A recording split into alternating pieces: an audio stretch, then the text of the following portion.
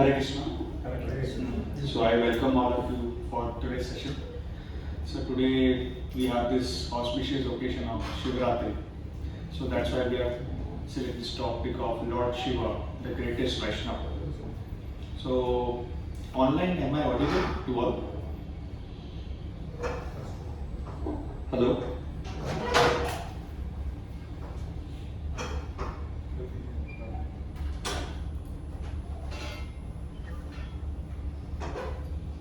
Okay.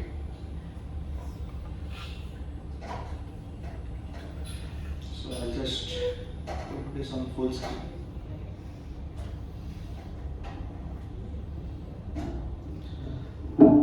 So before we start, let's start with some prayers. So you can all recite after me. Om Namo Bhagavate Vasudevaya. Om Namo Bhagavate Vasudevaya.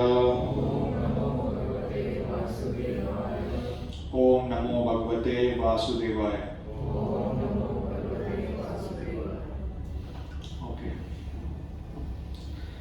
So before we start, let us all go through the topic once. Lord Shiva, the greatest Vaishnava.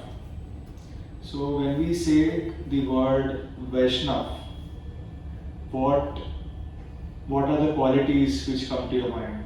Can anyone say? Who is a Vaishnava? Lord Krishna's devotee. Sorry? Vishnu's devotee. Vishnu's devotee, okay. Any qualities you think a Vaishnava should have?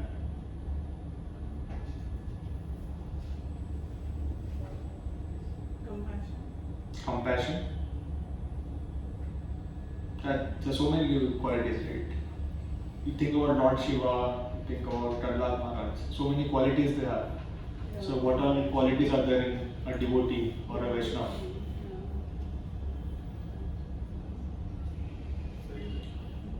Doesn't drink or eat meat. Okay. Clean habits, you can say that. Anything else? Yes. There are 26 qualities of Vaishnava nature. Okay, yeah, we are going to discuss about that. Yeah, there are 26 qualities in a Vaishnava. So it's written over here. So let's go through it one by one. So devotees are always merciful, humble, truthful, equal to all, faultless, magnanimous, mild and clean. Okay. They are without any material possessions and they perform welfare work for everyone. They are peaceful, surrendered to Krishna and desireless. Okay. So let's look at this. They are peaceful, surrendered to Krishna and desireless. Okay. प्रभु जी ये कौन से chapter के text है ना? ये चैतन्य चैतन्य का test है. हाँ. Okay. So this is, I'm not sure exactly. I think it's Madhya Lila. I'll reconfirm and tell you. Okay. So when we say desireless, so can anyone become desireless? No. Why? At least there should be desire to serve the Lord. Okay. But say for example, I would say that I want to become desireless. Then why is it not possible? Because प्रभु हम Dzire की वजह से ही तो यहाँ पे आए हैं. Dzire नहीं रहेंगे तो we will not be alive. Okay. Anything else? I'm just asking very fundamental. See, the very desire to become desireless is also a desire.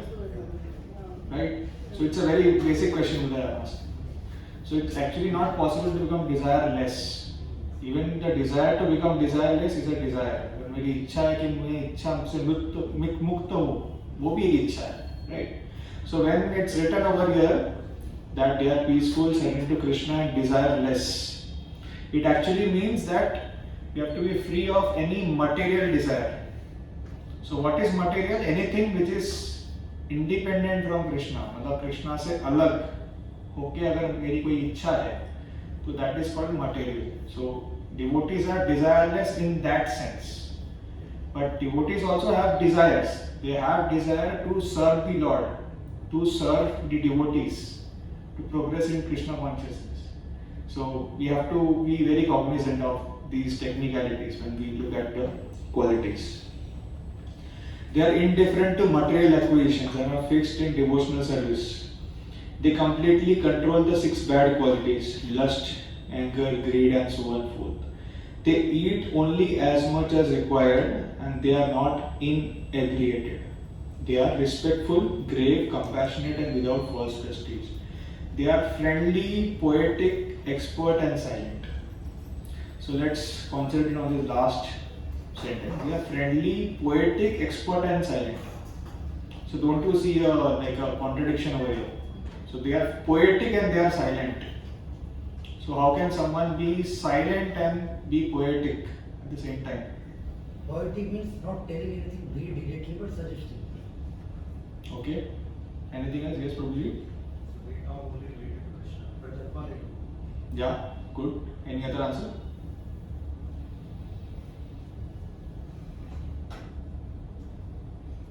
Okay. Silent means speaking only about Krishna.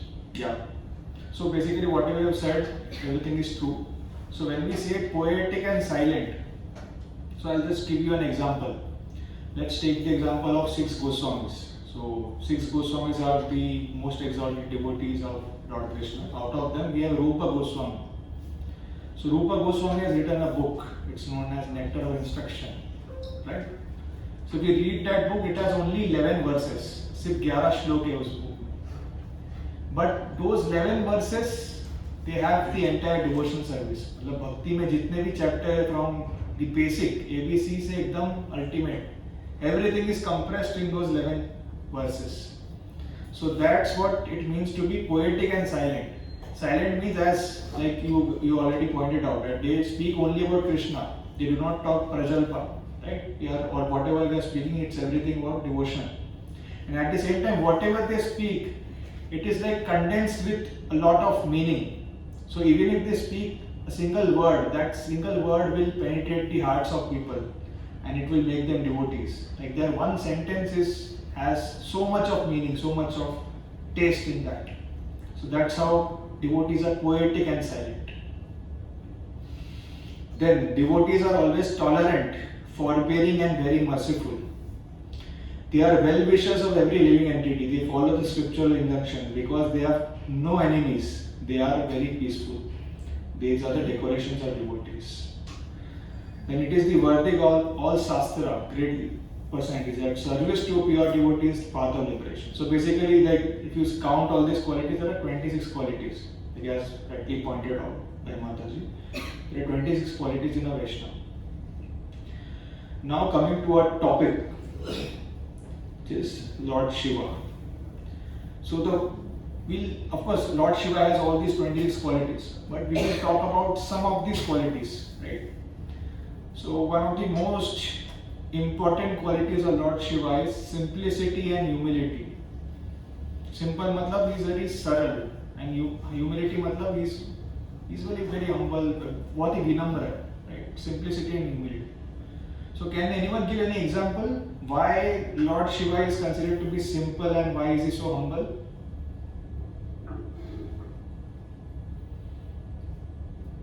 We all know Lord Shiva, right? To his own wedding, he went without dressing up as a groom. Yeah, that's a good example. So for his own wedding, so whenever we have wedding in India, right, or not just India, like anywhere, so both the bride and bridegroom, they will spend so much, wear lavish clothes and go. But Lord Shiva is so simple that he went just like that, the way he is. So that's a good example. Any other example? Why is simple and so humble?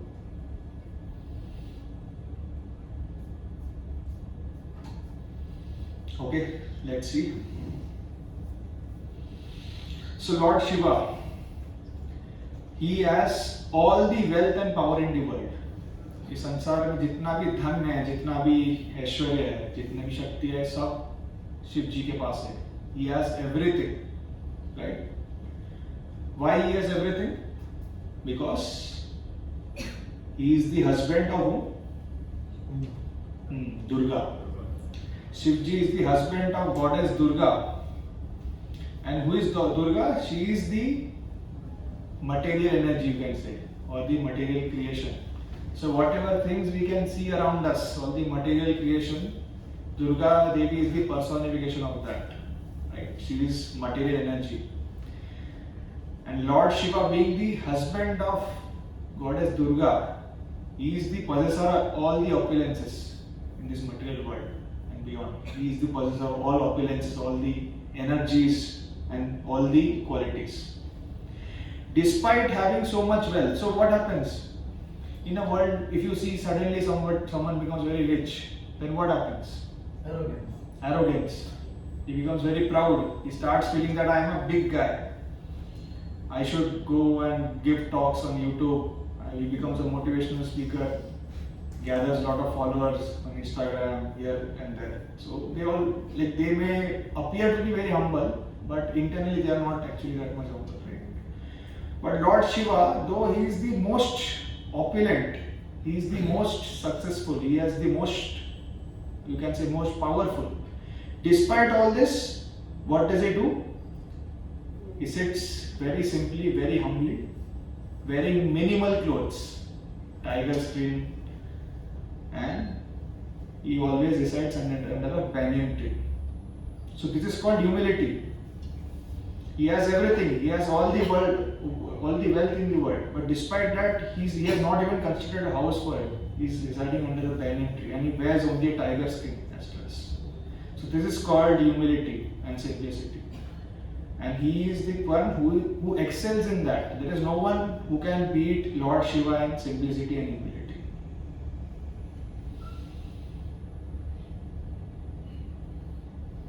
Another important quality is pure-hearted. बहुत ही साफ दिल के. Any example you can give? You all agree that Lord Shiva is very pure-hearted? Anyone who doesn't agree? I don't know. Okay.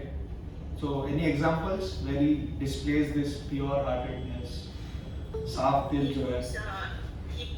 Prabhuji, he puts bhasma on his entire body.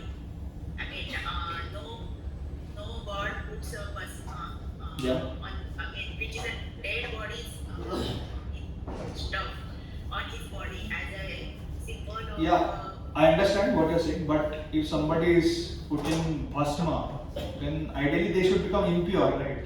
Like, मतलब आप समझ रहे हो, कचरा लेके अपनी body में लगा रहे, तो then they should become impure. Here he is pure-hearted.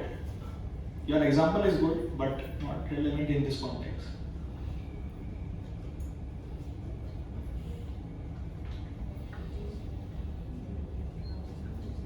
Okay, let's see. Can anyone recognize this picture? From where I have taken what is the pastime? It's a very famous pastime. Sorry?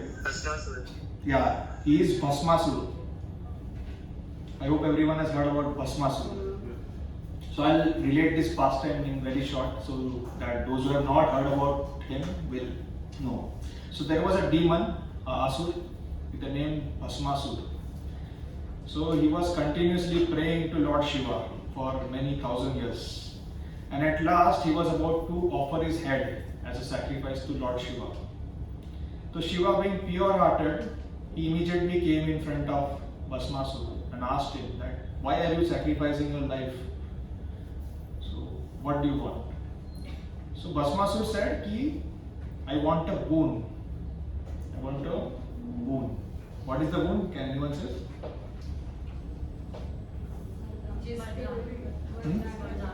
हाँ? या but क्या वरदान हाँ भस्म हो जाएगा. So Bhasmasur was not pure-hearted. So the intention of him praying to Lord Shiva was that he will take this vardhan of placing his hand on the head of Lord Shiva and kill him. And then he felt that after killing, Lord Shiva will enjoy with Parvati, because Parvati is the most beautiful woman in the world. So that was the intention of Bhasmasur. But Lord Shiva didn't see that negative intention. He's so pure-hearted and he always sees the positive things. So he gave him the Vardhan, and immediately after getting the Vardhan, what Bhasmasura did, he wanted to put the hand on Lord Shiva's head. And Shiva started running. Bhasmasura was not an ordinary asur, he was very powerful. So Shiva couldn't hide from him. Wherever he was running, Bhasmasura was following him. Then at last, Shivji prayed to whom? Yeah, Lord Vishnu or Krishna. And Krishna took the form of a woman. Again, there are some places where it's stated that he took the form of a boy. Other places it's written he took the form of a woman. So let's stick to one version. Then Vishnuji took the form of a woman and approached Bhasmasura. And Bhasmasura was asking that where is Lord Shiva? I can't see him. So then basically Vishnuji asked him, why are you searching? He said everything in short, that I want to kill Lord Shiva. So then Vishnu started laughing and he said, Ki, you are a fool actually. You don't know, Lord Shiva is very shrewd. He has cheated you. He has not given you any boon. Then Bhasmasura said, Ki, how is it possible? So then he said, Ki, why don't you try it on yourself first? खुद के सिर पे एक बार हाथ लगा के देखो काम करता है कि नहीं करता है. अगर काम करता है तो then well and good. Otherwise you will make a mockery of yourself. कि आप जाके शिव जी के सिर पे हाथ लगाओगे कुछ होगा नहीं. So immediately he was such a fool that he placed the hand on his head and his head burst into 1,000 pieces. So you see that Shivji is pure-hearted, so sometimes this lands him in trouble also. But because he is pure-hearted, because he is so innocent, the Supreme Personality of Godhead himself comes to save him. So that's how devotees are. Devotees are innocent, they are simple, they are pure-hearted. They try to help everyone. And sometimes it may happen that some people who are demonic in nature may try to take advantage of the devotee. But if the devotee is truly surrendered to Krishna, then Krishna is truly, then they are definitely protected. That doesn't mean that devotees themselves get into trouble deliberately. It's not like that. But sometimes if some pure-hearted devotees get into some trouble, then Krishna himself comes and helps.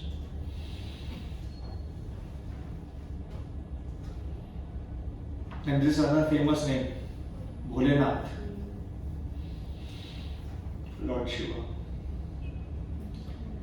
Then one more quality of Lord Shiva is that he is very easily satisfied. Now question for you, why is this a good quality, easily satisfied? Sorry? Minimum desires. Minimum desires. Yeah, somebody was saying one day. You don't have to do that. You don't have to do. Maintenance. Okay. Okay. Yeah. But this easily satisfied is more of a result rather than a quality. Right? Who is easily satisfied? Can anyone say? Can we become easily satisfied? Why? Prabhuji, those who are contented, these people are easily satisfied. Okay, somebody was saying. Yeah. Those who are contented by nature, they are easily satisfied. Okay. See, being easily satisfied is like a result. Who is easily satisfied? Somebody who is very content, very happy. Only such people can be easily satisfied. So how many of you work in corporate? Can you raise your hand? So corporate, maybe we all have this experience, right? So when we initially join any company, initially they will pamper us with a lot of induction, this and that. Initial 6 months are like honeymoon, and then they will start giving little bit of work. So initially it seems they are very much satisfied. Like you do something, they will become very happy. But over a period of time, you see that the expectations keep on rising, right? So Prabhuji, I believe you are referring to a GET who enters in 6 months. Yeah. If you are an experienced professional, 6 months does Yeah, not yes, exist. yes. I'm talking about the GET, somebody who's working for the first time. Like 6 months is like honeymoon, and then initially they are pampered a lot. They are giving a lot of things, and But after, like as time passes, as the person becomes more and more experienced, the expectations keep on rising. And you do 100%, they will expect 200%. You deliver 200%, they will ask you 300%. So why are they always asking you more? Any reason? Why is your manager always asking you more to do more, or your manager's manager always asking you to do more? Expectations are more. His desires are more and he gets more. Yeah. Out of He has to the end of the day. Yeah. It comes from the top. Yeah. So basically what is happening, we are working in a structure where the head of the entire company is totally dissatisfied or is never satisfied. So he is putting down his desires on his subordinates. His subordinates are again putting down the desires on his subordinates. So like this, the chain keeps on happening. So we can never expect in any job we will be satisfied. The pyramid. Yeah, it's like a pyramid structure. But here we see Lord Shiva is very easily satisfied. This is actually a good quality. Because if you are easily satisfied, you will always be very happy. There will be no problems in your life. Lord Shiva should be bosses in all corporates. Yeah.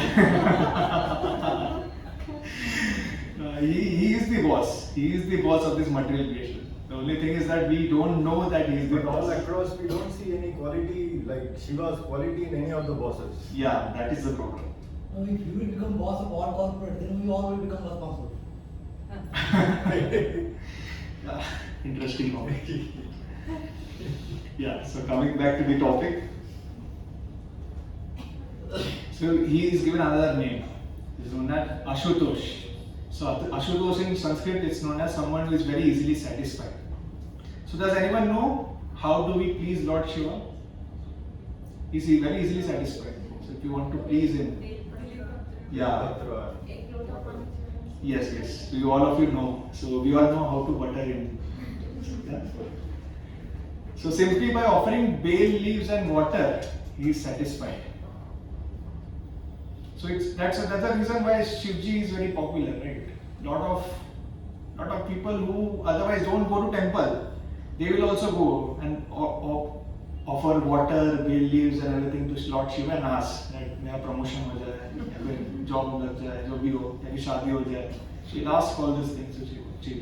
And Shivji, because he's very simple-hearted, he also gives reciprocates. He gives them. So there is one very major difference between Krishna and Shivji. What is it? In terms of fulfilling desire. Yes, Prabhuji? Okay. Sorry? Shivji ज्यादा परीक्षा नहीं लेते, थोड़े से Okay. ही खुश हो जाते हैं। हाँ. और कृष्णा ज्यादा परीक्षा लेते हैं, test Krishna is a hard taskmaster. अच्छा. Krishna gives only what is good for you, but that is not the case with Shivji. Yeah. So this is the right answer. That Krishna will always see. So say for example, we go to Krishna and say कि चलो मुझे US जाना है, मेरा करवा दो, मेरा admission करवा दो. And if we are not very self-controlled, Krishna knows that if we go to US, we might get like addicted to wine, alcohol, or woman or whatever. Because in the West there are a lot of those things in abundance, right? So then Krishna will not fulfill your desires. But that is not the case of Shivji. Shivji, anything you ask, he will give. He will not consider whether this is good for you or not. He is like that. So as devotees, why should we respect Lord Shiva or why should we, if we are offering, though it's not necessary for us to worship Lord Shiva separately, but even if we are worshipping him, in what bhav should we worship him? Can anyone say? Engage us in Krishna's service the way he is. Yeah. So because Lord Shiva is very easily satisfied, right? So what we can do is we also go to him and we pray that please engage me in Krishna's service. And to be honest, Lord Shiva becomes very pleased when somebody asks him in this way, that please engage me in Krishna's service. Because Lord Shiva is the greatest Vaishnava. He is the greatest devotee of Lord Krishna. So in further, like in the further slides, we are going to see why Lord Shiva is the greatest Vaishnava and all. Prabhu ji Yeah. किसी ने तो ये भी मांगा था ना वरदान से कि give me what is nearest to your heart. And Yeah. उन्होंने फिर को विष्णु की भक्ति के लिए ये किया था. हाँ. Yeah, there are a lot of pastimes. We can maybe discuss it later when we have the question answer sessions. Okay. So, Lord Shiva, right? So, where was I? What was I talking? He's the Param Vaishnava. Lord Shiva is the Param Vaishnava. And if we really want to please him, then we should pray on this auspicious occasion of Shivaratri that please help us advance in Krishna consciousness. And Lord Shiva himself will be most happy that if we pray to him in this manner, that please let me become a devotee, please give me devotional service. He is Ashutosh, he becomes very easily satisfied. Getting devotional service is the greatest treasure what we can get. All other material things, they are shanmangur, or it's temporary. Anything you get today, it will vanish after some time. But devotional service is something which goes into our permanent bank account. So whatever bhakti we do, that remains as a permanent credit. And if we can pray to Lord Shiva and ask for his blessings for devotional service, then he also becomes very satisfied, Krishna also becomes very satisfied. And in fact, in our Vaishnavism, we do this only. Like we do not directly approach Krishna, we approach through a devotee of Krishna. So Lord Shiva is our guru in that sense. So we should try to approach Krishna through Lord Shiva or through our acharyas. So that's how Krishna will reciprocate with us. Another very important quality, mercy. Any example from Shastra where Lord Shiva shows his mercy? There are many examples.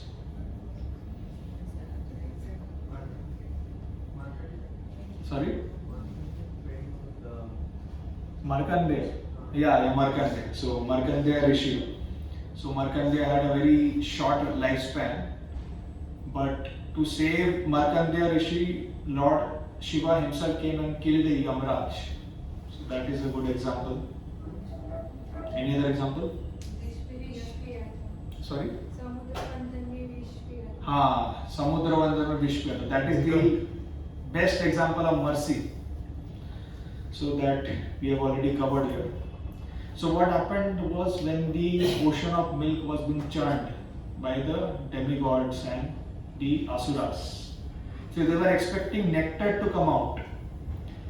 But instead of nectar came out a wish named as halal. And that poison was so virulent, so dangerous that even a drop of it if we inhale, like we are gone. It was so bad poison. So the moment that poison came out, all the demigods, they immediately ran to Lord Shiva and requested him, please save us from this calamity. And what did Lord Shiva do? Immediately, without even thinking twice, he took all the poison in his palms and drank it. And where did the poison settle? Yeah. Any reason why it settled in the throat only? Why not the stomach?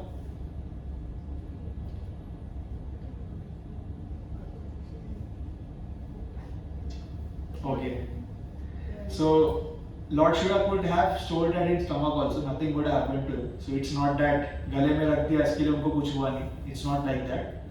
The reason is that Lord Shiva is so considerate. See, the Supreme Lord is present in everyone's heart.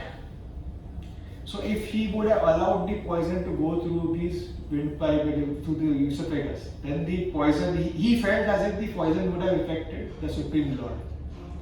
So he was so considerate that he didn't even want the Supreme Lord to face little bit of inconvenience.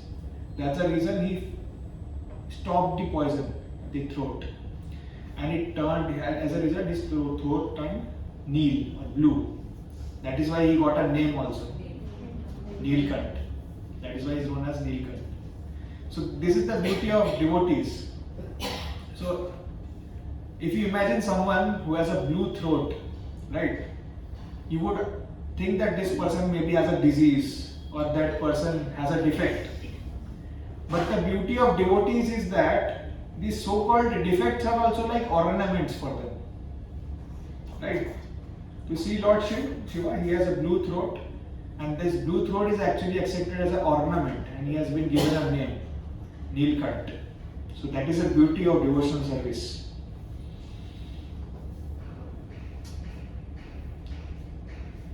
Then this example, again very famous. What is this? Ganga. Ganga Avtarana. So Ganga ji, so there is a very huge, like a long past. I will not go through it in detail. So there was a king named Bhagirath who wanted to deliver his ancestors. So his ancestors were not getting deliverance because they were all killed, and he wanted to deliver them so that they go to the heavenly planets. So for this, he was praying for Lord Ganga, like the goddess Ganga, to descend. And at last, after praying for many thousands of years, Ganga ji agreed to descend. But there was a problem. If Ganga ji, like, I'm just asking a question. Like a lot of people, those who don't swim, they feel as if water मतलब बहुत हल्का होता है, उसमें कुछ होता नहीं. Has anyone tried diving into water? How many of you have done diving?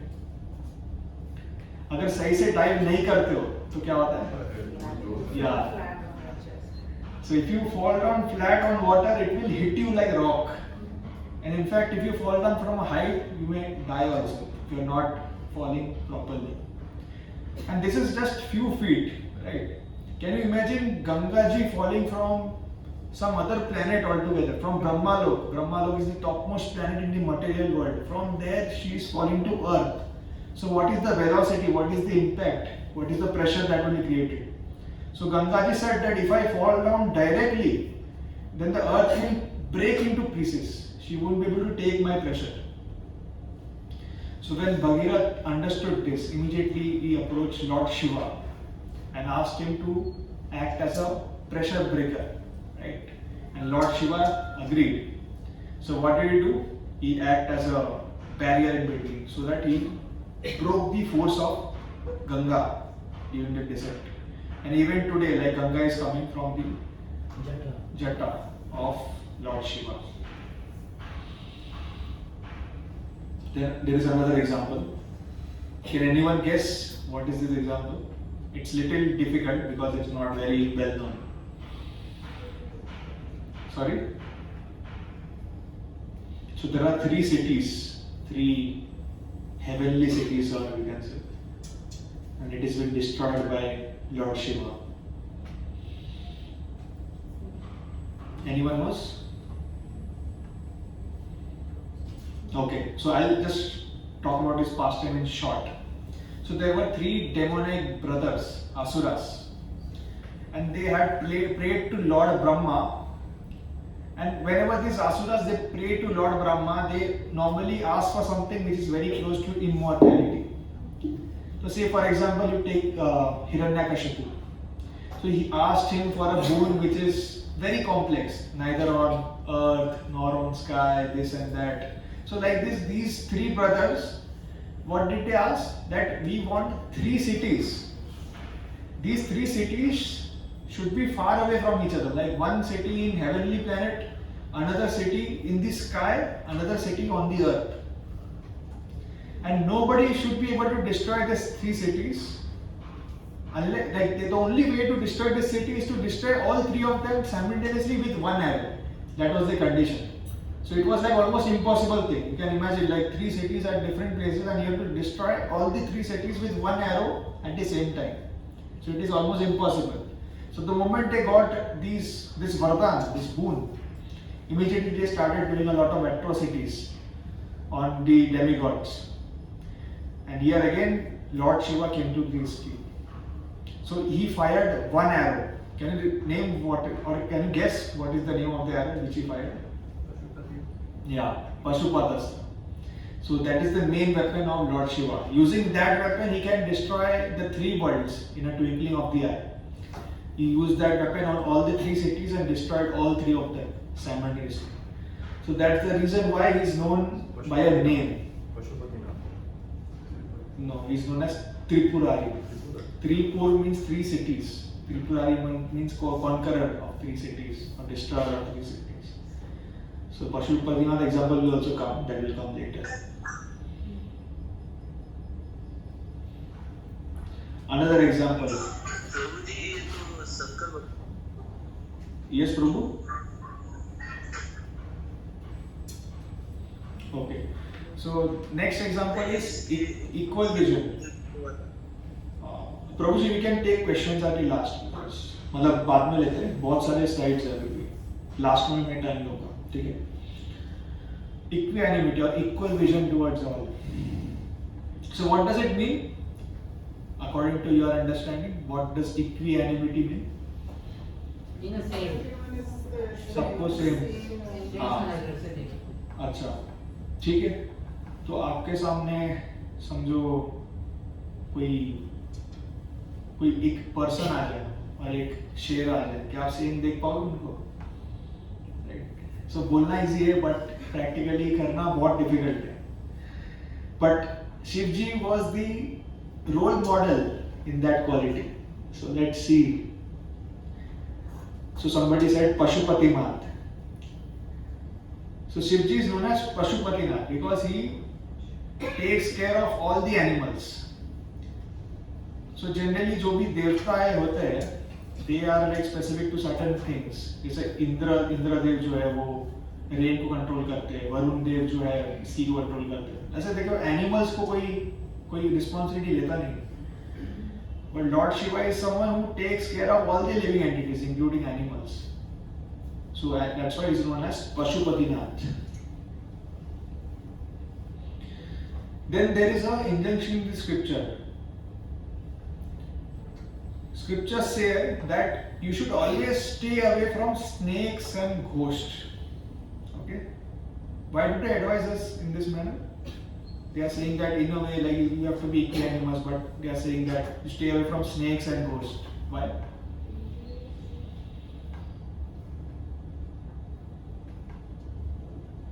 Okay, let's concentrate on snakes only. Forget ghost. Poisonous. The scorpion is also poisonous. प्रेत जो है रहता है वो मतलब पूरे अपने को तकलीफ दे सकता है, मतलब जो आपने बताया घोस्ट. या नहीं, मैं बात तकलीफ की नहीं है. तकलीफ बहुत सारे जानवर दे सकते हैं, टाइगर भी दे सकते हैं, लायन भी दे सकते हैं. बट घोस्ट जिसका कुछ क्रियाकर्म नहीं होता है वो भी हमारे लाइफ को मतलब डैमेज कर सकते हैं if we have not done anything or kriyas. हाँ, that is true. But snakes and ghost में ना एक क्वालिटी है जो कॉमन है. स्नेक्स को नॉर्मली हम लोग क्या बोलते हैं? नहीं मतलब उनका एक क्वालिटी होता है. Okay, I tell you. Snakes are very envious in nature. मतलब unnecessary they will become angry at you without any reason. Envious होते हैं. Similarly, ghosts are also envious, right? And जो envious लोग होते हैं ना, इनको इनसे दूर रहने बोलते हैं शास्त्र. Because when they will bite you don't know. Rest all the animals are such that उनको अगर टाइगर ले लो say for example, so tiger will attack you only if the tiger is hungry or else the tiger is feeling threatened. Then only they will attack. But snakes are such they will attack you any time. Like, कोई बोल नहीं सकते. So there are lot of, आपने TV में भी देखा रहेगा कि बहुत सारे लोग स्नेक लेके घूमते रहते हैं, पर उनकी मृत्यु भी स्नेक बाइट से होती है. Because snake को समझ पाना is very difficult. Nobody is able to tame a snake. तो कुछ snake को शायद वो tame कर लेंगे, but दूसरा snake उसको bite कर लेंगे. So that's why scriptures always say to stay away from snake. And ghosts, they are like very very impure. उनको सुधार पाने लिए ghosts are basically those. So it's like our body is there. This is our material body. Within this material body, we have a subtle covering made up of mind, intelligence, and false ego, right? And within the subtle body, we have the soul. So normally, when a person leaves the body, so our soul along with the subtle body that gets separated. And that subtle body is somewhat a replica of our material body only. So normally people who are pious or those who are in devotional service, they get deliverance. Like they either go to the upper planetary system or they go to the lower planetary system based on their karma.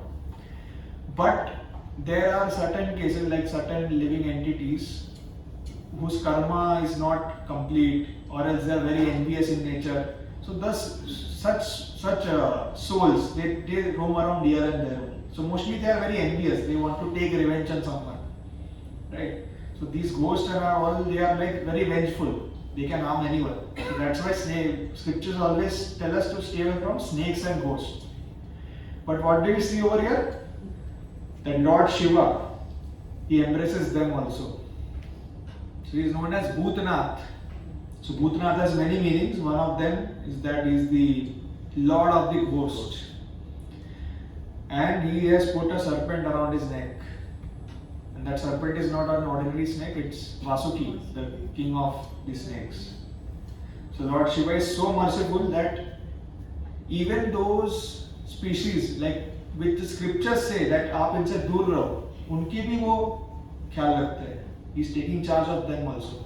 So that's why nobody can surpass Lord Shiva in mercy.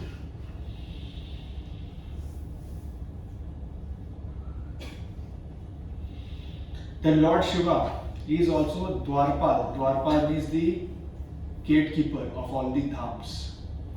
So dhams are holy places where the Lord had personally come down and performed some pastimes. So say for example Vrindavan Dham, Mathura Dham, Dwarka Dham. So all these are places, Ayodhya Dham, where the Lord had come and performed his pastimes. And wherever the Lord had come, that place, though it may seem like a material place, but actually it's not material. It has a direct connection with the spiritual world. And Shivji is a Dwarpal. So any dham you go, you will find Shivji over there. So before entering the dham, you have to ideally take blessings of Shivji and then only enter. Vrindavan Gopeshwar. Yeah, Gopeshwar Mahadev is there. So he is the Dwarpal of all the holy dhams. The reason why is the Dwarpal, there are many reasons. One of the main reason is that he is the Param Vaishnava. So without his permission, we cannot enter spiritual world. So that's the reason. Though we are Vaishnavas, we have to be cognizant of this fact of the position of Lord Shiva. So sometimes some like so-called Vaishnavas, they might blaspheme Lord Shiva, they might say bad things about Lord Shiva. But without Lord Shiva's goodwill, we can never go to the spiritual world. Because he is the greatest Vaishnava. To commit offense against Vaishnava is a great offense. It's known as Vaishnava Aparadha. And Krishna will never be happy with anyone who offends a great Vaishnava. So we need Lord Shiva's permission to enter Vaikuntha also. So not just dhams in this world. If you want to go to Vaikuntha, if you want liberation, we have to take Lord Shiva's permission. So if you study the structure of the universe, so I don't know if that chart is there or not, but if it's not, then you can maybe go later and refer to it. So we have this material world. Outside, like once we go out of this material world, like before entering the Vaikuntha planets or the Vaikuntha realm, there is the abode of Lord Shiva. So with the permission of Lord Shiva only, we can enter Vaikuntha planets. So one more good quality. Sees only good qualities in others. Any example you can give from scripture? There are many examples. Sees, what we can say sees, what is that? देखो देखना. देखना, but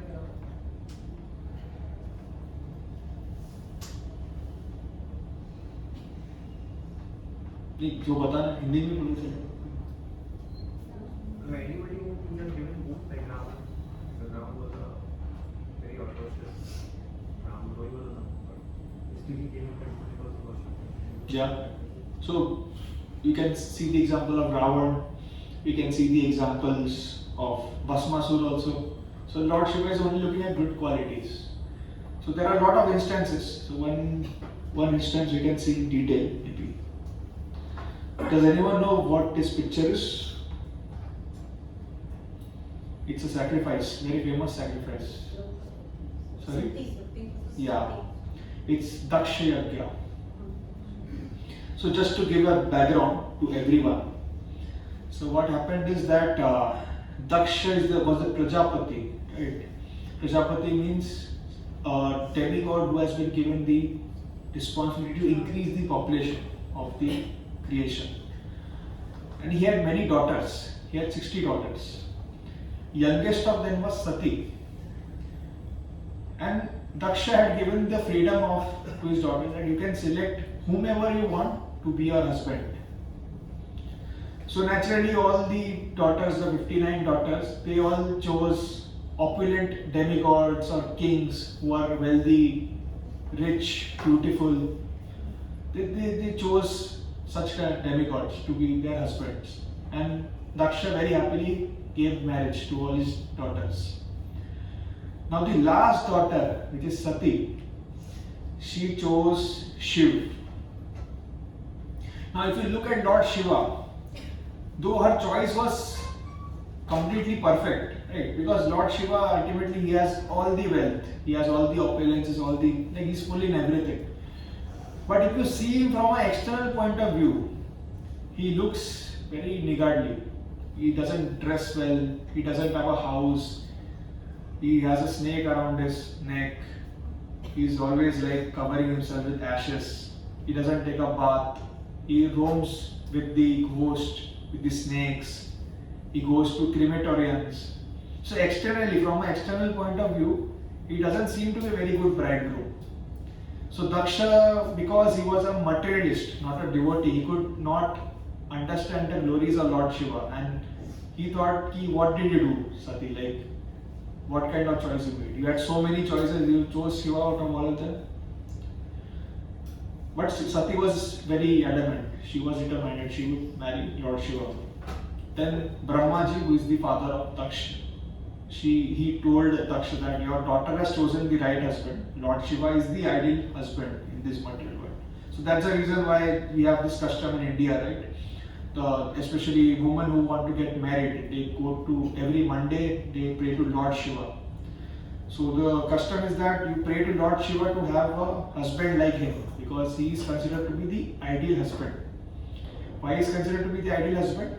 Because the prime responsibility of any husband is to deliver his entire family from this cycle of birth and death. A husband is responsible to train his wife, his dependents, his children and everyone in the matters of scriptures, in devotional service. And if the husband is highly elevated, just on the basis of the devotional service of the husband, he can pull out his wife, children and everyone and take him back to God. And in terms of devotional service, we have already seen who is the greatest Vaishnava? Shiva. So that's why Lord Shiva is the ideal husband. But unfortunately, Daksha couldn't understand that. And though he gave his daughter in marriage, but he didn't like Shiva. And even after marriage, there was a lot of tension going on till then. So what happened is that one day Daksha was organizing a very huge yajna. It's known as the Daksha Yajna, where he invited everyone, all the important personalities like the kings, the demigods and everyone. But he deliberately left out Lord Shiva. And Lord Shiva understood, but he didn't say anything. Okay, it's fine. But Sati somehow, she felt, so Sati was giving arguments that I am the daughter of Daksha. So there is no need for me to get an invitation from my father. Right? I can visit my father anytime. I don't need an invitation for that. So Shivji said, yes, that's true. That's true if your father likes you or your father likes me. Then only it's true. So after marriage, what happens is that the daughter becomes a part of husband's family. So if the father-in-law doesn't like the son-in-law, then automatically there are a lot of tension between daughter also. So it is not valid for us basically. So there is a huge discourse in the Bhagavata. I will not go into detail. So basically Lord Shiva said you don't go, because if you go there, then Daksha will insult you over there. But Sati didn't listen. She was adamant, she went. And when she went there, what she saw is that in the yajna, there are a lot of offerings which are kept for different demigods and for like Brahma, Vishnu, Mahesh. But deliberately, his father had kept no offerings for Shivji. There was no offerings for Shivji, deliberately. And when she went there, her father didn't even, he totally ignored her. basically मैं आपको पहचानता नहीं. That was her attitude. So then Sati became very angry, and she started like giving a lot of arguments to Daksha. So we'll see some of these arguments. So what did she say? That Lord Shiva is the most beloved of all living entities. He has no rival. No one is very dear to him, and no one is his enemy. No one but you could be envious of such a universal being who is free from all envy. So she is very logical. Like whatever she is quoting, this is as per Shastra. The Lord Shiva is the beloved. He has no enemy. He sees everyone with equal eyes. And no one but you could be envious of such a person. Twice born Daksha, a man like you, can simply find fault in the qualities of others. Lord Shiva, however, not only finds no faults with others' qualities, but if someone has little good quality, he magnifies it greatly. Unfortunately, you have found a fault with such a great soul. So this is very important. So this not just talks about Lord Shiva, it talks about the Vaishnava also. So we should never try to find fault in Lord Shiva or any Vaishnava. Because Vaishnavas by nature they are merciful. They are giving the knowledge, the supreme knowledge of the Bhagavatam to everyone. So Lord Shiva is also like that only. Like he is giving this knowledge, everything, whatever he is having, to everyone. But only someone who is envious can find such a fault with a great soul. So what is it twice born Daksha? Twice born, so basically anyone who is initiated is twice born. So when we get initiated, we get a new name, right? So that is called twice born. So if you go by Vedic standard, so all the Brahmanas, Kshatriyas and Vaishyas were supposed to be twice born because they received a knowledge from a spiritual master. So it is just addressed to Daksha. Again, the reason why she is telling him twice born is because she is actually taunting him that though you are a twice born person, you are not acting in a way that which you should do, right? So then lot of events happened. I'll just summarize. So what happened is Sati she burned herself, and after Sati burned herself, like Lord Shiva became very angry, and he took an incarnation. What was the name of the incarnation? Okay, this was the incarnation. No, very similar to Kalbhairav, but it's Veerbhadra. So Veerbhadra is like the anger personified of Shivji, and he took that incarnation, and this incarnation like defeated the entire army of Daksh, and at last he placed Daksha on the same place where he was sacrificing the animals and sacrificing, like cut off the head of Daksh. So after that, when others requested him that Daksha is an important demigod, so what did Lord Shiva do? He put a head of a goat on Daksh. And this was also a mercy of Lord Shiva. So he restores Daksha's life with a goat's head. Now somebody may say that what was the need to cut off the goat, like the head of Daksh? Like it seems to be very harsh punishment, right? So Daksh, if you see the history of Daksh, he was a great Vaishnava initially. So he had done a lot of austerities to please Lord Vishnu. In fact, he had got the protection from Lord Vishnu also. But due to this, he had become lot of, like you can say, he became very boastful. He became like, I am the greatest person. So that's why he was underestimating Lord Shiva. And due to the offenses whatever he was committing for Lord Shiva, his next life he was destined to be in hell. So Lord Shiva came and cut off his head to prevent him from diving to hell. So this was also an act of mercy by Lord Shiva. Though it seems like it was harsh, but if he would have not cut off the head of Daksha, then he would have gone to hell.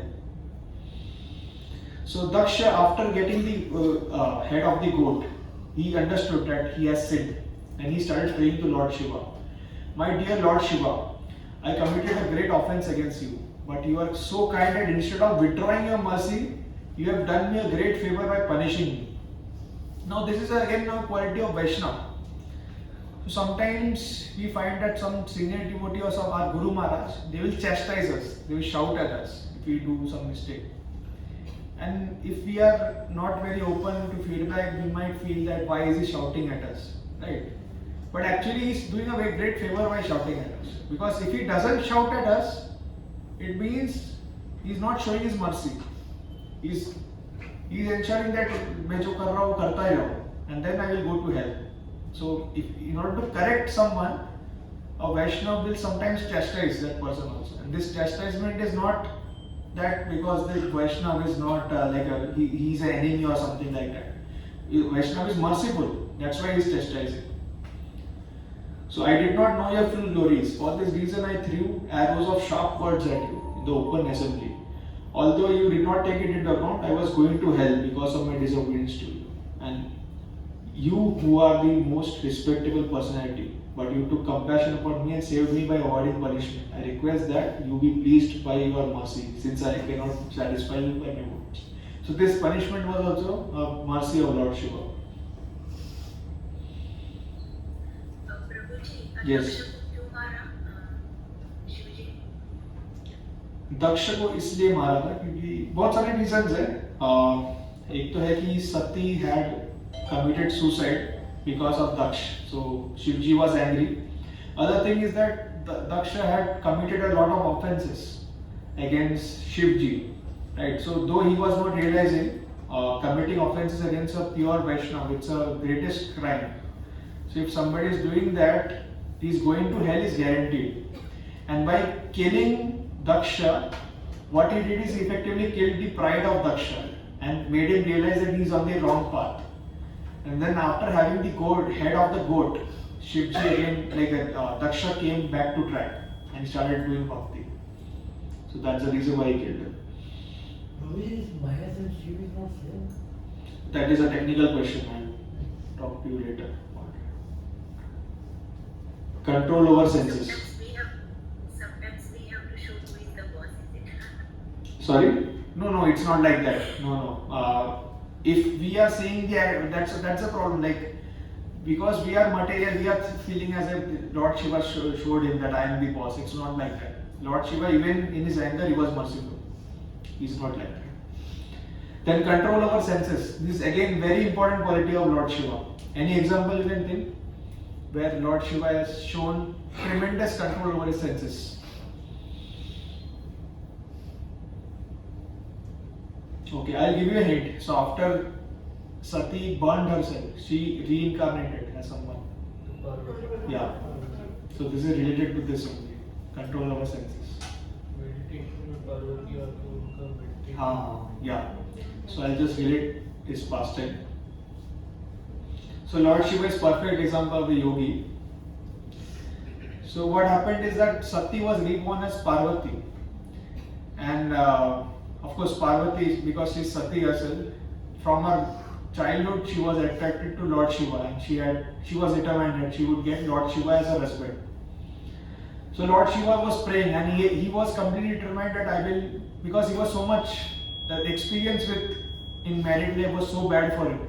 He was determined that I will no longer enter married life. Like I will become a complete ascetic and I will only meditate. So he was sitting in intense meditation. And Parvati had gone over there. So Parvati, every day she was serving him. So though Lord Shiva was sitting in meditation, right? So she used to dust him, she used to bring flowers for him, she used to care for him a lot. But Lord Shiva is so was so engrossed in meditation, he could not feel anything. Could not feel that somebody is serving him, right? In fact, Parvati went to such extent that she started worshipping the genitals of Lord Shiva. But Shivji was so controlled, so highly controlled that he didn't even feel anything. So you cannot even imagine. Parvati is the most beautiful woman in this entire creation. And somebody like trying to agitate you in that manner and still not getting agitated. So that is something which is unimaginable. So that is the sense control of Lord Shiva, that he was not agitated in that situation also. So that is why he is known as Dheer. Dheer means somebody who is never agitated. He is completely steer, complete, like he cannot be agitated. He can only be agitated by his own desire. That's the thing. So Lord Shiva, what happened is that one day he became proud of his self-control. That I am so self-controlled that I never get agitated. So he became very proud. So whenever devotees they become proud, Krishna never likes it. So what did Krishna do to break the pride of Lord Shiva? He came in the form of woman. Yeah. So what happened is once Lord Shiva and Vishnu they were conversing. So they were conversing over Mohini Murti Avatar. And Lord Shiva said that Mohini Murti, like she had bewildered the Asuras. So he was saying that if Mohini comes in front of me, nothing will happen. I am fully self-controlled. I have complete control over my senses. But what happened is, okay, so then Vishnu ji gave me a challenge. Okay, I will take the form of Mohini Murti and I will see how much self-control you have. So when Vishnu gave him this challenge, Shivji was there with his wife Parvati and he accepted it. Okay, you can take your Mohini Murti roop and come in front of me. So immediately Vishnu ji transformed himself into a very beautiful woman known as Mohini Murti incarnation. So this Mohini Murti started playing around, started dancing, going here and there, running. So the moment Lord Shiva saw Mohini Murti, he became completely mad. Like someone who has lost his senses, lost his brain and everything. So in the presence of his wife Parvati, he started running after her and he caught her. But somehow Vishnu, in the form of Mohini Murti, slipped away and started running. And Lord Shiva was also running after her, someone in material world running after a woman. She was running. And Vishnu ji, what he did, he deliberately took Lord Shiva to all the hermitages of all the sages, just to show them that never become overconfident. Never think that you are away from the charms of woman. Anything happens. You see your own Lord Shiva, he is Dheer. He has complete control of his senses. He has become mad after a woman and he is running. So he basically, this Mohini Murti took him through all the hermitages, all the holy places, and at last Vishnu took his original form. And then Shivji came out of that trance and he realized what he has done. Like he just ran away, ran everywhere like a mad person. Right? Now, one important thing to understand in this, right? Lord Shiva he has so much self-control. Then how did he got attracted to Mohini Murti? How is it possible? Can anyone say? God's wish. Sorry, God's wish. Okay. Yes, Prabhuji. It was Lord Krishna's mercy to teach us via Shivji. Yeah, that is there. Definitely it was God's will, definitely it was of Krishna's mercy. But there is another technical reason. I'll give you a hint. You see the topic name, Lord Shiva, the greatest Vaishnava. Then you'll understand. He is also under the influence of Maya. No, Shivji is not under the influence of Maya. Oh, acha, who is Mohini Murti? Vishnu. And who is a Vaishnava? Shiva. Who is a Vaishnava? Yeah, devotee of Vishnu. So a devotee of Vishnu will get attracted to Vishnu in no matter whatever form Vishnu comes. Right? So if Krishna comes in Vishnu form, or Krishna comes in Ram form, comes in Narasimha form, or even Mohini form, a devotee will automatically get attracted. So that was the reason why Shivji got attracted to Mohini Murti. Not because he fell a victim to lust or he had got attracted to woman. So it was not like that. So basically Krishna fulfilled a lot of different objectives using this pastime. So one is he taught everyone that you should never be complacent. Okay? Battery laga दीजिए. Thank you. पीछे वाला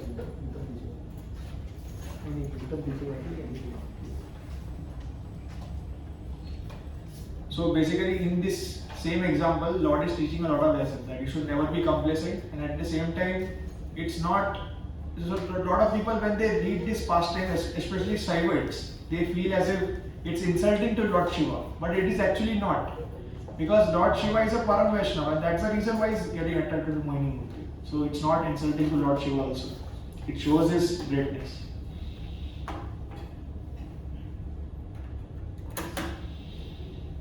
Then love for Godhead. So this is again a very confidential pastime of Shivji. Okay.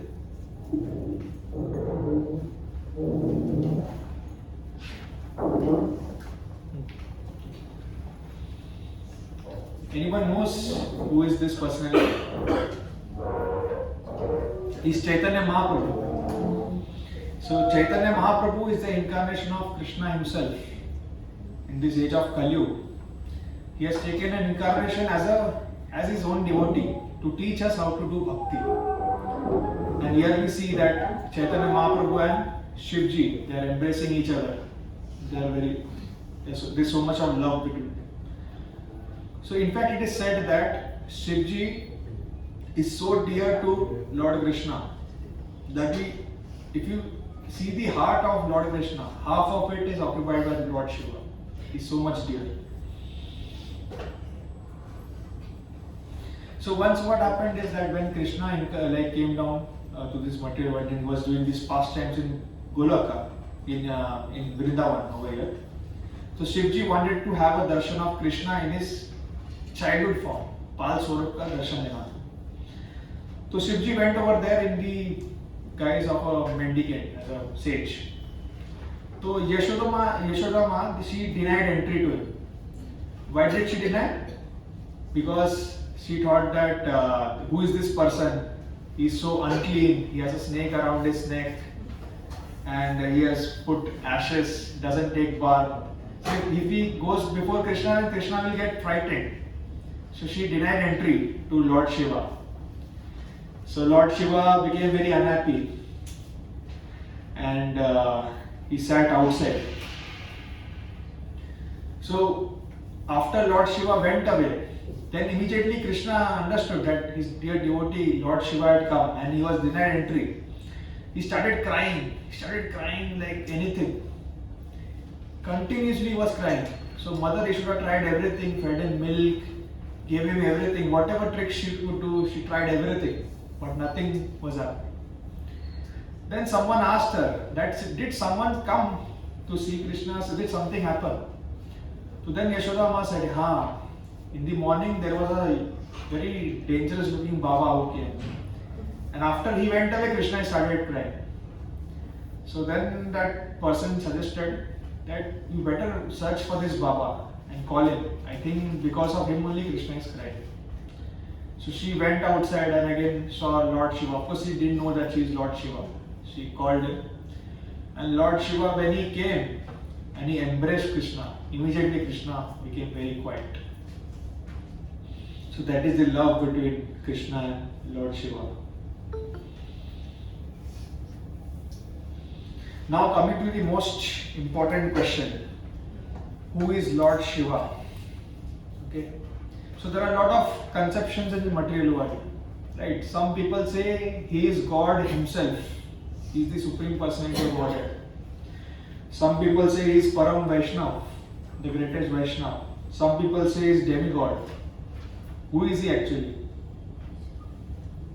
Anything? Any opinions? Param Vaishnava, I can say. Okay. As per my opinion. Okay. Any other opinion?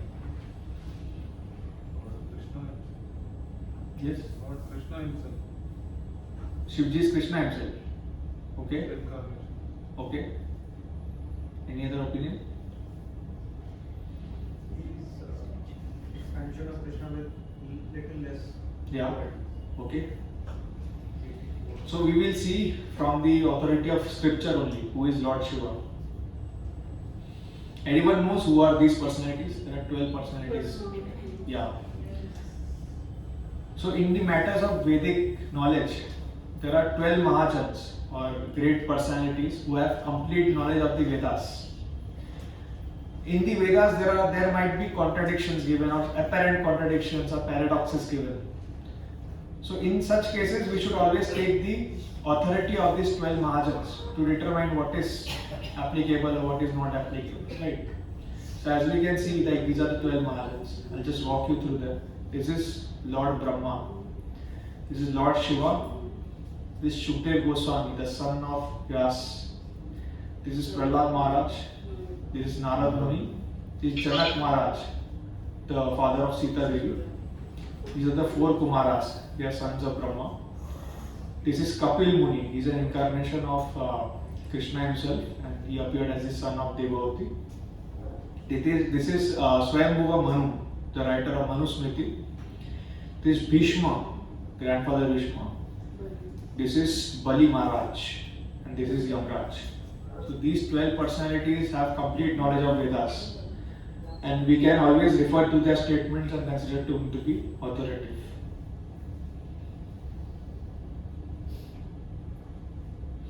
So we refer to one of the Mahajans, who is Lord Brahma. So Lord Brahma, when he was praying to Lord Krishna, so there is a very beautiful, so the prayers of Lord Brahma to Krishna are compiled in a book known as Brahma Samhita. So in that Brahma Samhita, Lord Brahma, whatever he is saying to Krishna, so those statements we will consider to be authoritative to understand Krishna and Shivji. Okay? So this is the Sanskrit verse, I will not go through it, I will just go to the translation. Milk changes to yogurt when mixed with a yogurt culture. But actually yogurt is constitutionally nothing but milk. Okay, let's read it once again. Milk changes to yogurt. मतलब दूध जो है वो दही बन जाता है जब हम उनको थोड़ा दही के साथ मिक्स करते हैं तो दही is nothing but दूध, right? Similarly, Govinda, the personality of Supreme Personality of World, assumes the form of Lord Shiva for the special purpose of material transactions. मतलब whenever the Supreme Personality of Godhead has to directly deal with this material energy is nothing but Durga Devi, the manifestation of Durga Devi, then he assumes the form of Lord Shiva. I offer my obeisances at Lord Shiva's lotus feet. Lord Shiva is the Supreme Personality of Godhead in the same sense that yogurt is also milk, but at the same time is not milk. So a lot of people have this confusion. They will refer to Shiv Puran.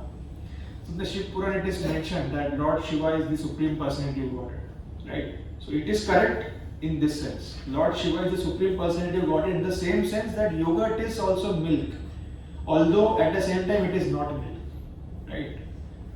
So Shivji is also Krishna, but at the same time he is not Krishna in this sense. The origin is Krishna, and Krishna takes the form of Shivji when he wants to interact with material nature. For the maintenance of material world, there are 3 incarnations: Brahma, Vishnu, and Maheshwar. Lord Shiva is Vishnu in the incarnation in the mode of ignorance. The material world exists predominantly in the mode of ignorance. Therefore, Lord Shiva is compared here to the longitude and latitude of the entire universe, which resembles a cloth woven threads extending for both its length and breadth. So this shloka from the Brahma Samhita, it clears all the confusion, whatever confusion is there between Lord Vishnu and Lord Shiva.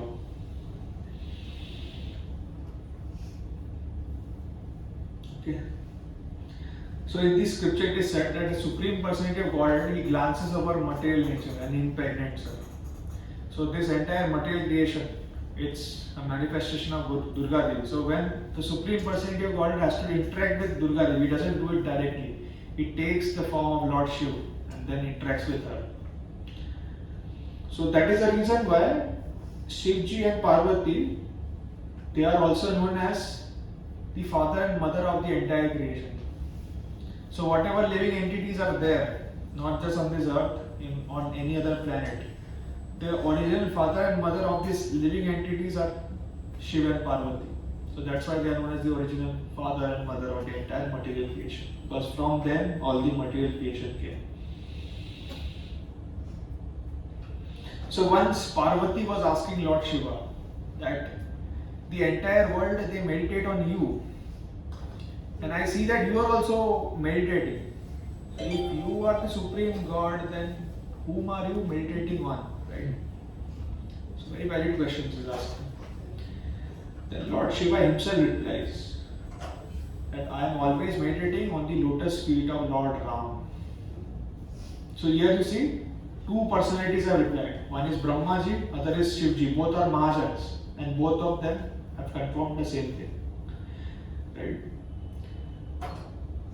And if you know that Hanumanji is also an incarnation of Lord Shiva, and he had specifically taken an incarnation so that he could worship Lord Ram directly. So that is it for today's session on Lord Shiva. We took this session because today is the auspicious day of Shivratri.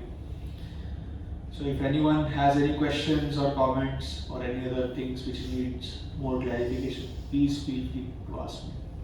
Yeah, Prabhuji, Lord Shiva so comes under many gods. Okay. There is So seven just a gods. second. When we say demigods, Lord Shiva is not on the level of Indra, Chandra, or any other demigod, right? So he is definitely above them. That is why he is known as Mahadev. Mahadev means Devo ke Dev, right? So in that sense, he is not on the level of demigods. He is definitely above them. He is almost equal to the Supreme Personality of Godhead.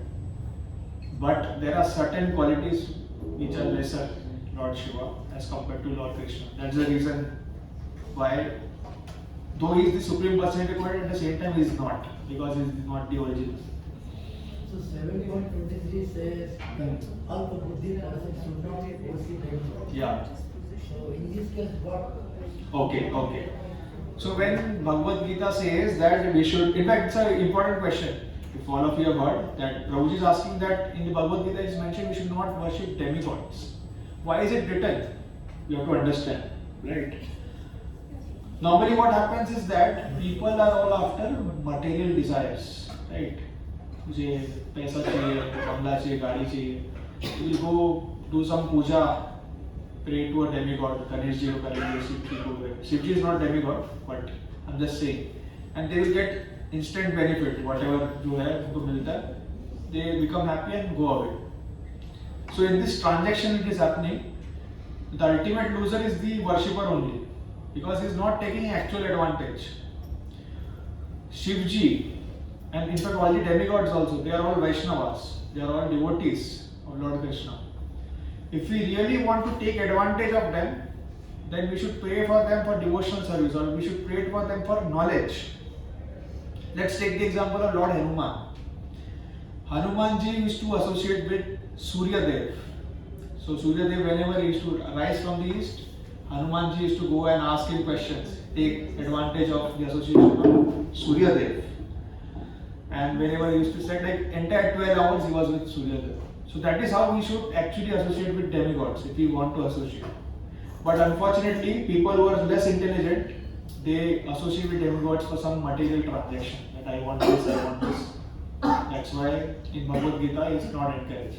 So what Krishna is saying is that even if you have material desires, you worship Krishna directly. Then what will happen is that your material desires will get purified over a period of time. So a lot of devotees are there, a lot of great devotees who initially came to Krishna consciousness because of some material desire. They came over here, they got some material benefit. Maybe they performed better in studies, they got a better job, they got something which they wanted. That's how they became devotees. So their starting point was something material. But as they keep on hearing, as they keep on associating, as they keep on doing devotional service, all their material desires got purified. So this is possible only with Krishna, not with other demigods. With other demigods, this purification doesn't happen. That is why it is discouraged over. Okay. Any other question? Yeah, what is that technical thing that you were saying? Okay, I'll talk to you separately because that's a more complex topic. Yeah. Okay. So, we would like to express our gratitude towards Barun Prabhu for presenting such a nice seminar on the topic of Shivratri. So, we would like to thank him by loudly chanting Hare Krishna Mahamantra. Hare Krishna, Krishna Krishna, Hare Hare, Hare Ram, Ram Ram, Hare Hare. So, the Prashadam is on the first floor, Vrindavan Hall. Coupons are with the Vijay Prabhu.